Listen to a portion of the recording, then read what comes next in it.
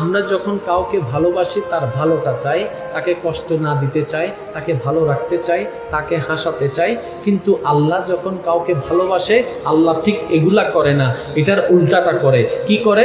আল্লাহ যাকে ভালোবাসে তাকে কষ্টতে রাখে, আল্লাহ যাকে ভালোবাসে তাকে দুঃখের মধ্যে ফেলে, আল্লাহ যাকে ভালোবাসে তার চোখ দিয়ে অশ্রু ঝরায়, আল্লাহ যাকে ভালোবাসে তাকে কলঙ্কর স্বীকার করায়, আল্লাহ যাকে ভালোবাসে শরীরের কষ্ট বাড়ায় দেয়, আল্লাহ যাকে ভালোবাসে অপমানের গলা তার গলায় পড়ায় দেয়, আল্লাহ যাকে ভালোবাসে দুশ্মনী তার পিছনে বেড়ে যায়, আল্লাহ যাকে ভালোবাসে তার পায়ের নিচে কাঁটা ফুটে, আল্লাহ যাকে ভালোবাসে এদিকে অত্যাচার ওদিকে অত্যাচার, এদিকে অত্যাচার ওদিকে অত্যাচার। ও মাওলা, তুমি না আমাকে ভালোবাসো, তাহলে এত কষ্ট দিচ্ছ কেন? রব্বে করিম বলে, তোমাদের ভালোবাসার ধরন আর আমার ভালোবাসার ধরন এক নয়। তোমরা ভালোবাসলে আগলায় রাখো, আমি ভালোবাসলে আগুনের মধ্যে ফেলে দিই। দেখো না ইব্রাহিমকে আগুনে ফেলেছি, দেখো না ইব্রাহিমকে আগুনে ফেলেছি, দেখো না ইব্রাহিমকে আগুনে ফেলেছি।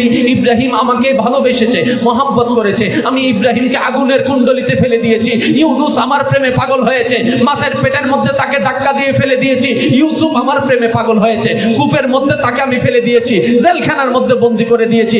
আদম আমাকে ভালোবেসেছে, কান্নার পর কান্না করেছি। আইয়ুব আমাকে ভালোবেসেছে, তার সারা শরীরে রোগ দিয়েছি। ও মাওলা, তুমি এমন করো কেন? বলে যে আমি দুনিয়ার সাময়িক নিয়ামত দিতে চাই না, যে ভালোবাসবে তাকে আমি তাজরি মিন তাহতিহাল আনহার ওয়ালা জান্নাতের নিয়ামত দিতে চাই। বলেন সুবহান।